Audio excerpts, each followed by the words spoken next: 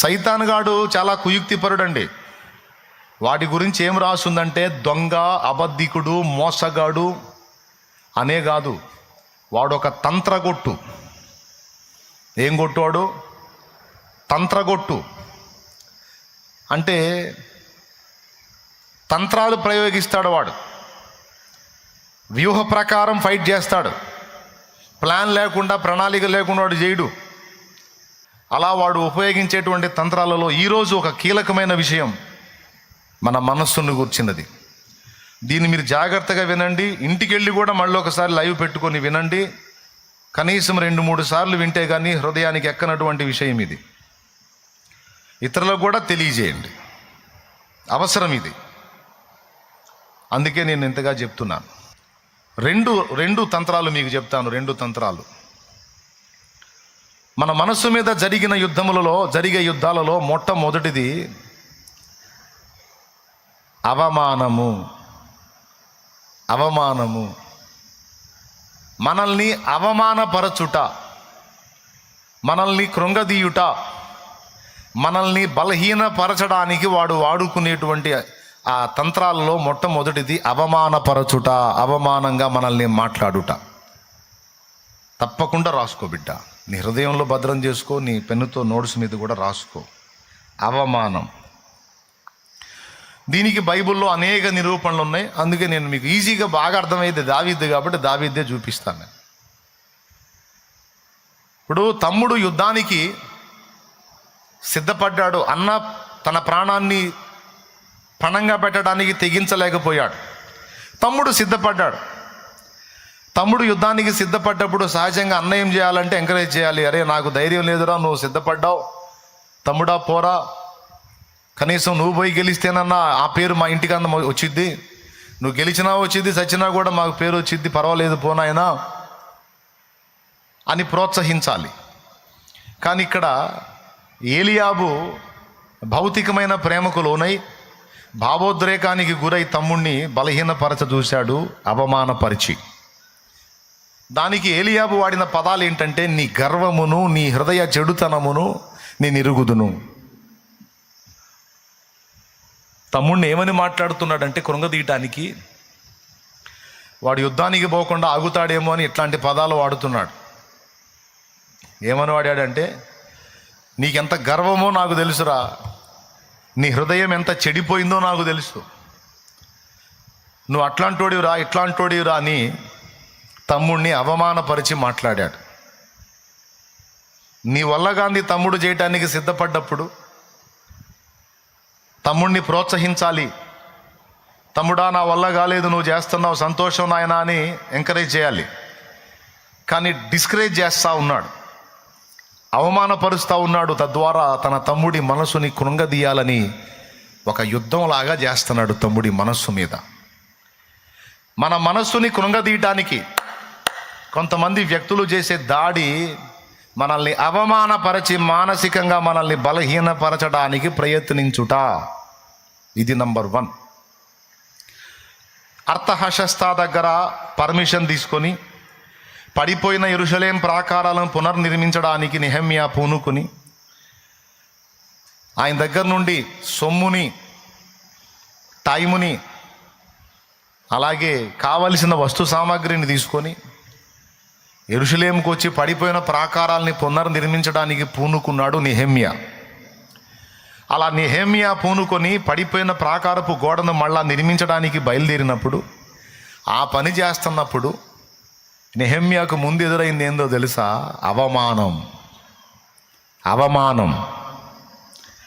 టోబియా, సన్బల్లట్టు అనే దౌర్భాగ్యులు లేచి గోడ కడుతున్నాడు. ఆ గోడ కాలిపోయిన గోడ, కూలిపోయిన గోడ, పడిపోయిన గోడ కడుతున్నారా? ఎంత దృఢంగా కడుతున్నారు. వారు కట్టిన గోడ మీద ఒక నక్క ఎగిరిన ఎడల ఆ గోడ పడిపోవునంటాడు. ఏంటాడు కట్టేది గోడ? ఏందాయన చేసేది? ఏందాయన పొడిచేది? ఇలాంటి మాటలు మాట్లాడితే ఈ మాటలు తీసుకెళ్ళి నెహెమ్యాకు చెప్పారు. చూడండి, వ్యక్తులు మాట్లాడే మాటలు మన చెవికి వచ్చేటట్టు చేస్తాడు సైతాను. వ్యక్తులు అన్న మాటలు మన హృదయానికి, మన చెవికి, మన మనసుకు చేరవేస్తాడు, అది ఏదో రూపంగా. ఇక అది విన్న కాడి నుంచి ఈ మనసు దృఢంగా లేనటువంటి వాళ్ళు, ఈ మనసుని కాస్త అణుచుకునే శక్తి లేనటువంటి వాళ్ళు వెంటనే కృంగిపోయి, నీరసించిపోయి, నిరుత్సాహానికి వెళ్ళిపోయి, దిగజారిపోయి ఫైట్ మానేస్తారు, పోరాటం ఆపేస్తారు. ఇక చివరికి ఎలా అయిపోతారంటే, నా కష్టాన్ని ఎవరూ గుర్తించకపోగా అందరూ నన్ను అవమానపరుస్తున్నారు, నన్ను అవమానంగా మాట్లాడుతున్నారు, నన్ను ఎట్లా అంటున్నారు, అట్లా అంటున్నారు, అసలు నేను ఎందుకు బతకాలి, సస్తే పోయిద్ది కదా అని వెంటనే మనోళ్ళు ఫైనల్గా పోయేది సావుకాడికి. ఎందుకు సావాలనుకున్నారు? అవమానం ఎదురైందంట. అప్పివలసినోడు తిట్టాడంట, అవమానం ఎదురైందంట. భర్త తిట్టాడంట, అవమానం ఎదురైందంట. భార్య తిట్టిందంట, అవమానం ఎదురైందంట. తల్లిదండ్రి తిట్టారంట, అవమానం ఎదురైందంట. పక్కోడు నవ్వాడంట, అవమానం ఎదురైందంట. పక్కోడు ఏడిచాడంట, అవమానం ఎదురైందంట. కాబట్టి ఇన్ని రకాలుగా అవమానం ఎదురైంది కనుక ఇంకా నేను చచ్చిపోతే పోయిద్ది. వాడి తంత్రం చూడండి, ఒక మాటతో నిన్నెట్లా కొట్టేస్తున్నాడో వాడు చూడు. వెధవ ఒక మాటను ఉపయోగించి నీ నరాల వీక్నెస్ని వాడు తెప్పిస్తున్నాడు చూడు. ఎంత సామర్థ్యం ఉన్నా, ఎంత టాలెంట్ ఉన్నా, ఎంత సమర్థుడైన నిన్ను ఒక వెధవగా చేసి నిలబెట్టి నీ అంతటా నువ్వే చచ్చేటట్టు నీకు ఆలోచనలు వచ్చే విధంగా సైతాను కుట్ర చేస్తున్నాడు. చెవులు గలవారు ఆత్మస్వరం ఇందురుగాక. దానికి వాడు ఎక్కడెక్కడ ఎవడెవడు వాగిన వాగుళ్ళన్నీ నీ మనసుకు చేరవేస్తూ ఉంటాడు. అది వ్యక్తుల ద్వారా కావచ్చు, వస్తువుల ద్వారా కావచ్చు, ఏ విధంగానైనా. అయితే ఇక్కడ నెహెమ్యాను చూసినా, దావీదును చూసినా, దానియేలును చూసినా,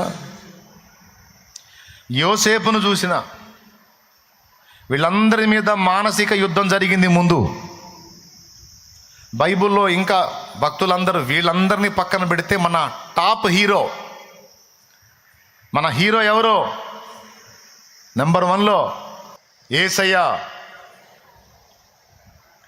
యేసయ్యను కూడా మానసికమైనటువంటి వేటవాడు చేశాడు.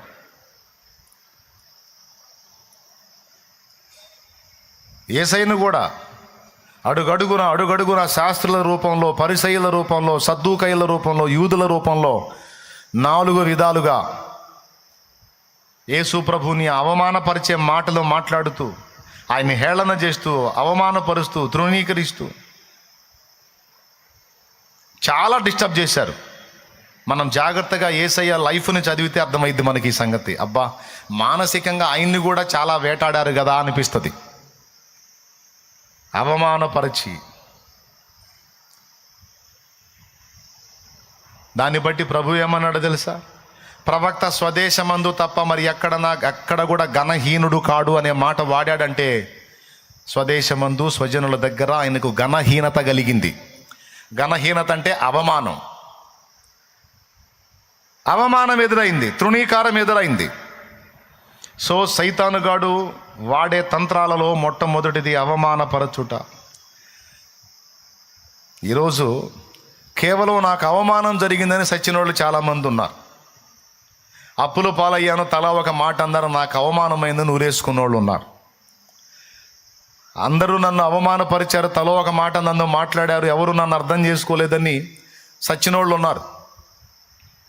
నా కొడుకు నన్ను అవమానపరిచాడు, నా కూతురు నన్ను అవమానపరిచిందని సచ్చిన తల్లులు తండ్రులు ఉన్నారు. బాయ్ ఉన్నారా లేరా? నా బంధువుల్లో, నా చుట్టపక్కల్లో నాకు అవమానం జరిగింది, నేను ఎందుకు బతకాలని సచ్చినోళ్ళు ఉన్నారు. నా పిల్లలు నన్ను ఇట్లా అన్నారని చచ్చిన తల్లిదండ్రులు ఉన్నారు. నా తల్లిదండ్రి నన్ను తిట్టారు, నన్ను అవమానపరిచారు, నా ఫ్రెండ్స్ ముందు నా పరువు పోయేటట్టు చేశారు అని సచ్చిన పిల్లలు ఉన్నారు.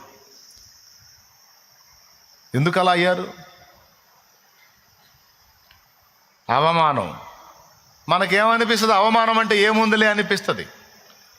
కానీ అది మన అనుభవంలోకి వచ్చినప్పుడు దాన్ని జీర్ణించుకోవటం మన మనసుకు చాలా కష్టం. కానీ ఇక్కడ దేవుడు మనతో మాట్లాడుతున్న మాట ఏంటంటే, నా భక్తులు ఎదుర్కొన్నారు, భూమి మీదికి నేను వచ్చినప్పుడు కూడా దాన్ని నేను ఎదుర్కొన్నాను. అపవాది తంత్రములలో మనల్ని అవమానపరచుట ఒకటి. ఆ వ్యాఖ్యలు మన మనసుకు వచ్చేటట్టు చేసి తద్వారా మనసును కృంగదీసి మనల్ని పనికి రాకుండా చేయటం వాడి తంత్రం. జాగ్రత్తగా విను, తీసుకో, మైండ్లోకి, హృదయంలో తీసుకో. ఈరోజు చెప్పే ఈ సందేశం పోగొట్టుకున్నారా చాలా దెబ్బతింటారు. మీరైనా నేనైనా ఎవడు పిసుకావద్దు ఈరోజు, సేవకులు కూడా. మొదటిది ఏం చెప్పాను? అవమానం. అన్ని ఆ అక్షరం మీదే చెప్తా, జాగ్రత్తగా వినండి. కాబట్టి ఇక్కడ మనం గమనించాల్సింది, ఎవడైనా నిన్ను అవమానపరుస్తున్నాడు అంటే సైతానగాడు నిన్ను గలిబిలి చేస్తాడు. నువ్వు చేయాల్సింది ఏంటంటే అవమానమును లక్ష్య పెట్టవద్దు. అవమానమును లక్ష్య పెట్టవద్దు, లక్ష్య పెట్టొద్దు, పట్టించుకోవద్దు. దాన్ని దులిపివేయి. దాన్ని తీసుకున్నావా, వికెట్ ఎగిరినట్టే, నీ వికెట్ అవుట్. అవమానం ఎదురైందా, ఛాలెంజ్గా తీసుకో, ఛాలెంజ్గా తీసుకో, సవాల్గా తీసుకో, రోషం తెచ్చుకో. దాన్ని బట్టి నీ మనసును ఇంకా రేపుకో, కానీ దాన్ని చూపించి నీ మనసును కృంగదీసే సైతానుకు మాత్రం ఛాన్స్ ఇవ్వద్దు. ఓకేనా? ఏం చేస్తావు? అవమానం ఎదురైతే నీకు దాన్ని తీసుకొని కృంగిపోతావా, ఛాలెంజ్గా తీసుకొని రేగుతావా? దావీదు ఏం చేశాడో తెలుసా? తన అన్న తనను అవమానపరిచి నలుగురిలో మాట్లాడిన మాట, పెద్దన్న ఏలియాబు పలికిన మాట, నీ గర్వము, నీ హృదయపు చెడుతనం నాకు తెలుసురా, యుద్ధం చూడటానికేగా నువ్వు వచ్చింది అని నలుగురిలో పట్టుకొని అట్ట మాట్లాడితే తమ్ముడికి అవమానం కదా. ఏం గర్వం చూసావన్నా నా దగ్గర? ఏం చెడిపోయింది నా హృదయం? ఎక్కడ నువ్వు తేడా చూసి ఈ మాట మాట్లాడుతున్నావు అనాలి. ఏమనలా,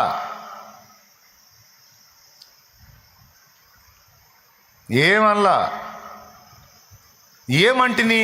నిన్ను మాట మాత్రము కదా పలికి తిని, ఏం చేశాను, నేనేం పోయానా ఏంది, ఊరక నువ్వు అనవసరంగా టెన్షన్ పడి మాట్లాడతావు అని అక్కడ ఆ మాట అని పక్కకు వచ్చి దాన్ని దులిపేసి మళ్ళా ఇంకొక దగ్గరికి పోయి అదే ప్రకారము పలికెను అన్నాడు. అంటే కృంగిపోయాడా లేకపోతే రోషం తెచ్చుకున్నాడా? దయచేసి చెప్పండి నోరు తెరిచి. మరి ఈరోజు కొంతమంది ఎందుకు, నాకు అక్కడ అవమానం ఎదురైంది, నాకు ఇక్కడ అవమానం ఎదురైంది, నాకు అలా అవమానం ఎదురైంది, నాకు ఇలా అవమానం ఎదురైంది, నేను ఎందుకు బతికుండాలి, నేను చచ్చిపోతే పోయిద్ది కదా అని మీ హృదయంలో మీరు ఎందుకు ఆలోచించుకొనుచున్నారు? మీ మనస్సులో మీరు ఎందుకు ఆలోచించుకుంటున్నారు? నువ్వేం ఆలోచిస్తున్నావో పరిశుద్ధాత్మకు తెలియదా? నువ్వు ఎలా దిగజారిపోయావో దేవుని ఆత్మకు తెలియదా? నువ్వేమనుకుంటూ ఇక్కడికి వచ్చావో, ఏమనుకుంటూ అందులో లైవ్లోకి వచ్చావో, ఏమనుకుంటూ జూమ్లోకి వచ్చావో, నీ హృదయంలో ఏం ఆలోచన ఉందో నా దేవుని ఆత్మకు మొత్తం తెలుసు. నేనేమనుకున్నానో తెలుసు, ఏమనుకుంటున్నానో తెలుసు, నువ్వేమనుకున్నావు, ఏమనుకుంటున్నావు తెలుసు. కాబట్టి బిడ్డలారా, ప్రేమతో చెప్తున్నా, రెండు చేతులు నమస్కరించి చెప్తున్నా, దయచేసి వాడు కృంగదీయటానికి నీ మనస్సు మీద యుద్ధం చేస్తాడు. వాడి వాడి వాడి కుట్రకు బలి కావద్దు. యేసయ్య సైతం తన ఎదుట ఉన్న అవమానమును లక్ష్య పెట్టలేదని రాసుంది గ్రంథములో.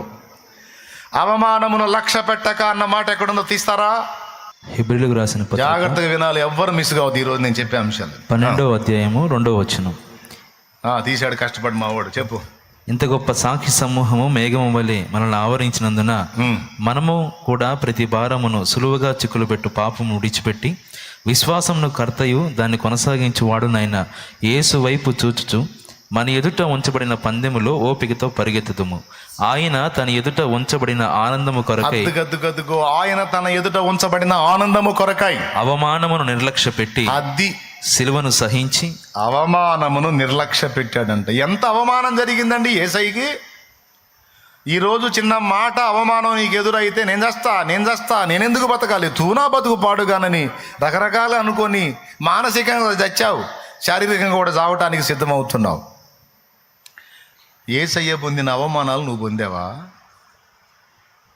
అసలు ఆయన ఎక్కడ, నువ్వెక్కడ? నెత్తి మీద రూపాయి పెడితే దమ్మిడికి జల్లవు నువ్వు, నేను దమ్మిడికి జల్లను. మన బతుకులు మనం ఇంత మాటకి ఇంతసేటు లాక్కొని పీక్కొని గందరగోళం అవుతాం. అదే ఆయన సుప్రీం అండి, రారాజు అండి, ఆయన కింగ్ ఆఫ్ కింగ్స్ అండి.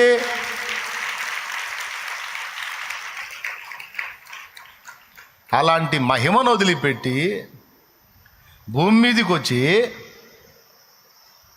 బీదరికపు జీవితాన్ని జీవించి, సొంత దోనే లేదు, మళ్ళా చెక్క పనోడు వడ్రంగం పని చేశాడు కానీ సొంత పడవ కట్టుకోలా. నక్కలకు బొరియలు ఆకాశ పక్షులకు నివాసములు కలవు గాని మనుష్య కుమారుడు తలవాల్చుకున్నట్టుకైనా స్థలము లేదన్నాడు నా ప్రభు. ఏమంటే అరచేతుల దెబ్బలు తిన్నాడు, పిడిగుద్దులు తిన్నాడు, అన్నిటికంటే దారుణమైన అవమానం థూ అని ముఖం మీద ఉమ్మితే ఆ ఉమ్మును సహించాడు. ఎంత అవమానం అది! నిన్ను చూసి పక్కన ఒక మాట అంటే తట్టుకోలేవు, పక్కన ఉమ్మితే కూడా నువ్వు వాడిని పోయి కలబడతావు. వాడు ఒకసారి ఊస్తే 2 సార్లు, వాడు నిన్ను చూసి ఊస్తే నువ్వు 2 సార్లు థూ థూ అని ఊస్తావు. ఎందుకు? వాడిని రెచ్చగొట్టాలి, వాడిని గల్లించుకోవాలని.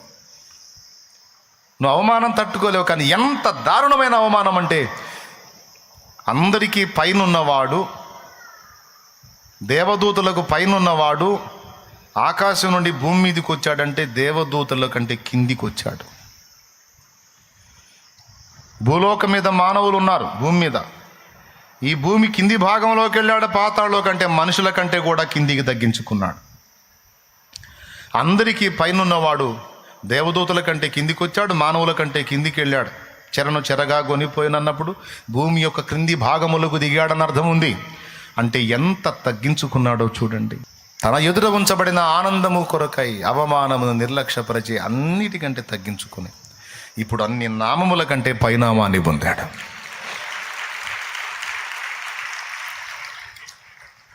కాబట్టి నీవు ఈరోజు ఎదురైన అవమానాన్నే చూస్తున్నావు, కానీ రేపు దేవుడు నిన్ను ఘనపరచబోతున్న సంగతి నువ్వు ఎందుకు దృష్టించవు? నువ్వు లక్ష్య పెట్టాల్సింది, దృష్టించాల్సింది మాయ్ నిద్రముఖమా, జాగ్రత్తగా విను. నిద్ర పోవట్లేదులే, పోతాయని అనుమానంతో చెప్తున్నా బాయ్. నువ్వు కూడా ఈరోజు నువ్వు ఎదుర్కొంటున్న అవమానకరమైన పరిస్థితులను నీవు నిర్లక్ష్యపరిచి నా దేవుడు నీకు ఇవ్వబోతున్న ఘనమైన భవిష్యత్తు మీద దృష్టి పెట్టు. ఏం భయపడవాకు, కృంగిపోవాకు, నిరాశకు తాపివ్వవా. ఎన్నైనా రాని అవమానాలు రాని, అవన్నీ నిన్ను రెచ్చగొట్టని, అంతేగాని కృంగదీయటానికి ఛాన్స్ ఇవ్వద్దు. కొంచెం మెత్తబడ్డావా వాడు వేట మొదలు పెడతాడు. ఒక అవమానానికి నువ్వు బలహీనపడ్డావంటే, ఒక అవమానానికి నువ్వు జడిసావంటే ఇక అన్నీ అయ్యే వచ్చేటట్టు చేస్తాడు వాడు. ఆహా కొద్దిగా లొంగాడండి, ఇక వదిలిపెట్టకూడదు, కాస్త లొంగిందండి ఈ పాయింట్లో, ఇంక వదిలిపెట్టకూడదు, ఇంకా లేవకుండా తొక్కాలని పదే అయ్యే ఎదురయ్యేటట్టు చేసి నీ మనసును కాకావికలం చేసి నేను అడుగు కూర్చోబెడతాడు. కాబట్టి నువ్వు అలాంటి కృంగుబాటుకు ఎడమియొద్దు. క్లియర్గా అర్థమైందా? రైట్, అయిపోయింది మొట్టమొదటిది.